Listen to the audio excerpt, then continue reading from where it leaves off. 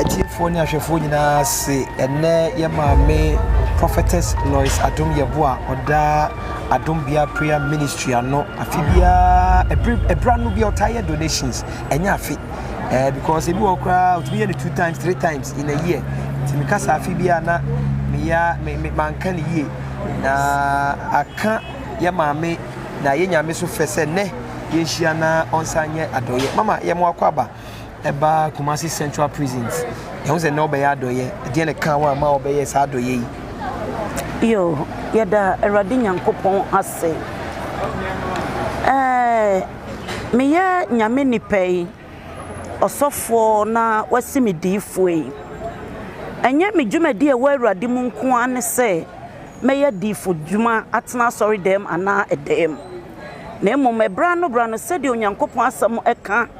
xtra yen e wo Hebrews chapter 13 o say yenkohwe ona woni bie yenkai wo mo ene wona oda enedua fie yenhwe wo mo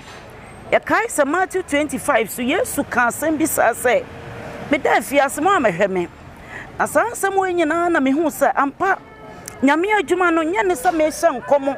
ana me gi obi afri sunsun mu ntekyere mu na emom se mehwe wo mo soso wo mu ni bie ene wona oda afie ase ene enyanka ene ekunafo eno so ka ofre adwuma no ho ti ene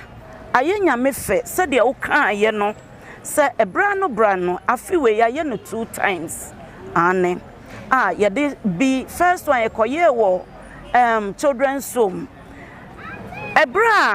ebra so yesa ye na Awurade kasa se ye mfamra Kumasi Central Prisons enti no kwasam sa ha mi we nyame pe Awurade na asoma me sa yemra emeye ono oda na dua fie mu e wo Kumasi Central Prisons yemeye o madoye wow mama ye hu niam bebre a wo di aba unya list bi na wo de tuto niam ya na ye niam wa na unima na ye niam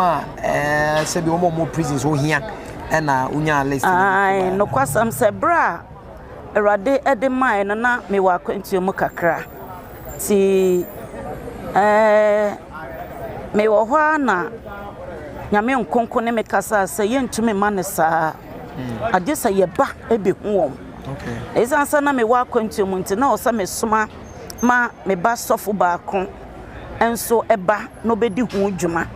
ti ya ba ma mo my list xtra ya kon ni nyina ye mfa so nti list e no mo de my no mo list ye hu ye na in fact aboye hu ye yes no hospital no bebre eka ho ai enti eba ne sa na ebeje list no da bia na me ka se donation first na me nko na me ye but ebe mfie mi ensani na Awurade saase ne me kasa se mimbiem ema afoforo obi owo pese ono so de ne ho be hyem no onso fo ho hyem bi enti ba ne sa me ma wo krom ha ono wo me platform so ono wo ama no ne me kam obi ate because social media hodo so eya announcement obi ate ti ono wo pe no omo so e de omo de ba be ka ho e de omo sika be som na ye de atoto nuoma no aka me de no ho na chese ye de aba be som na eso nyame ani no kwasam ne say we ya me ba ye no we ya ye no in fact enkrofo dodo bi aso ya sene titru yenro enru no mo de ma me no menye nru adwuma nti na me hu de menye na Nyankopon se wasoma wa na chese mpa wasoma wo ema one doctor Frimpoma or Confanote ne hospital in the private hospital ewo kwada so baby university no ewo no ode no kwada so no enye trust care da binye first care oh okay hey doctor facha me refi hospital ni din nanso ye bebo ama ai na onu na oso masne kacha me say obetimi aboa me amenuro no ono wahwa ama me nsaka ampa ye de esika ma no ama ono so boai e organize nnuro no e ma yen okoje invoice nga ma yen san so na ye maame ba ko so eye Trust Care Hospital. Okay. Mama Evelyn nyame onhyiraw me ne maame yankasa bi nanso ote se eco viral no ofrey se ono so apake ne nro ye hwe nro adaka maya maame na di se nro nyina besom yen se ye mfa meka ho. Trust Care Hospital adofo nyame onhyiraw pam ene yen Dr. Frimpoma so oboaye ama yen kototoye ye hwa ensuo 100 bags eka ho ye nyina ye nim ye nua ba ogina meti fefefe Emilia Brobe Ghana actress my #1 star ma me nyame nhyiraw me friend ne born na man say Reverend Lois uni problem kra me say pacho mami hundudu adeba mayen na me hundudu ameto o say no mami uni problem kra ampa Emilia Brobe oye actress no say ye ni nwuma na nyame afa no so abiansuei ono so boa ye my 100 bags of water say mama so kwaya adoye de ntisa me so me de som me fasa kwan so aka che obiara say nsuo bia ni ba bi e mankwa na mom Emilia Brobe ni nsuo no e na mankwa enti so wo pensuo wo yare da hospital ukosofo bi ono osefa nsuo bra onya akwankyere mawa ka ho na ko Emilia Brobe nsuo na koto na fako efri say nyame ama anadwi ya de nkwa ahyem e ya nkwa dada nyasa de nkwa ahyem ma me ba bi a wo bia nyame onhyiraw ene wakoma ma wo bie ye so be support unua ene o maame Reverend Lois adwumapa nyame edemeye yeda adofo ase in fact enuanuma wa ama no ne krom ha say me ka hwan na meja hwan because me bobo din a doctors ahodo Dr. Frema doctors ahodo in fact omoye mmoa bebre e de madwumadie nyame enhyira obi anti sa fofroi ena support ye e ma adefefa ye huni yetumi ebeye matise wo se wo baaye no aka wakoma se wo san ye bibi foforo ka ho bibi foforo be na obese wo san ye ka ho apart from say wo be wo che wo de ne ma yi bre eye central prisons yo midru ha no na e ka makoma se ono da no dua fie no se ye basa na obi mu deka so mutia sa aka na ye betumi ayi wo mu enti me frɛ officer ba ko na me bisa no no se aye no kre and I'm sanity dia enne me nso meyi na duafo ni bi amoma kofie wow mama se maye mama wa ya de pa mommy e da se Prophetess LOIS Adom Yeboaah a oda Adom Bia prayer ministry ano enne waba KUMASI Central Prisons ebeye donation a share radio ni munya mama ye ka che nyina se unyame inshaw unyame emane wahwe nyina hallelujah on shewa nemu asi pa mini bia na besa ka twato ansana yo na wo so pese wo sa komo mo nyame asem enti yenya na yenya ona komo nyame asem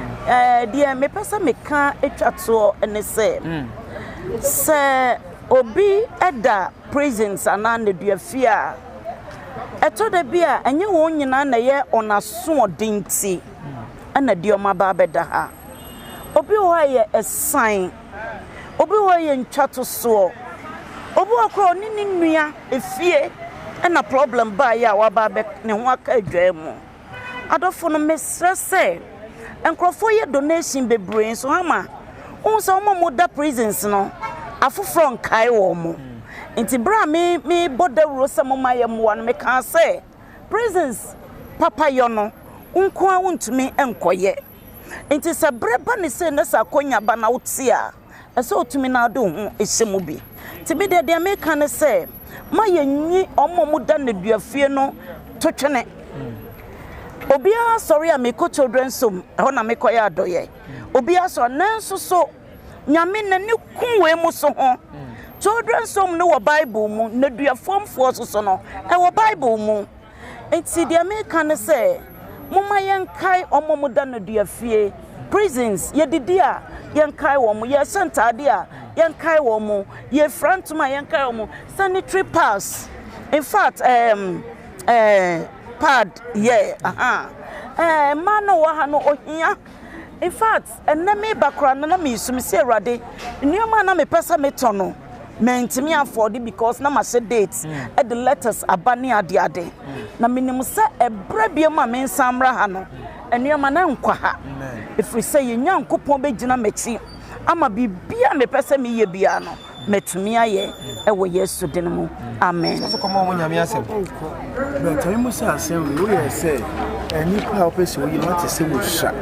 we bad ade ba ko yi say na wi ase na nti say ma so den for ba nti awo fon be to bala de jiru omu nti omu fi omu titi omu yi wi ase ma mu fra ma e ba afiase why o ba tan asem be na be ka kira wo yo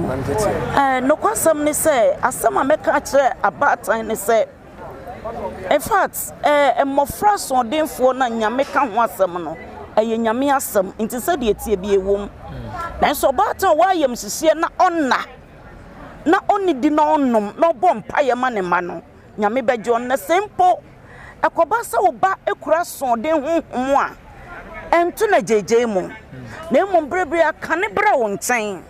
na fansa to so na bom paye na tene no na wukuso awusu gu nyame so na wo bom paye na wo ma foforo ne ni che nyame asem no ewrade de ne sabeka no na ono na wo beye obo na wo de ne yehwe enye no Yesu say obeba beye ebo ni twase tibu a afi no ono ne yede bekukuru no ede na ba beye foundation ase nyame die ne monyam abofra bi eni ho a onye papa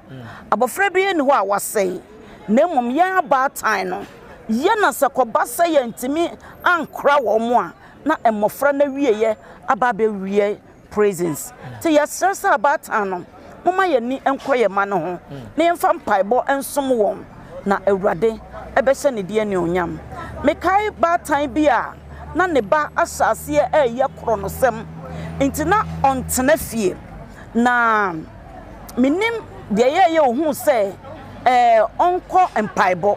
na obatan be pie menim awurade ma me de ne ba ne mpaboa ne natade na mejeye na me yampaibo gu so me de course fakọ no onkose no onyame nam na dom so esesa abofra ne chebre ama enna me kasai abrante ne wa abrochi memo sanka ya anya sa adwumadie ni maame anya abadaye amfa na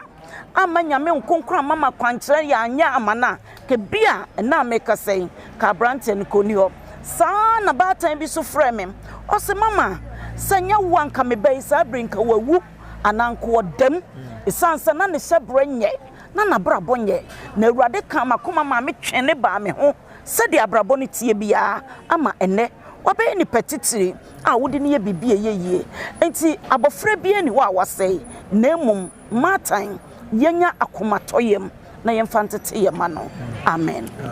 mama da say amen thank you so much say also go kan nyame asem ye beko ho okay that's it I am a Prophetess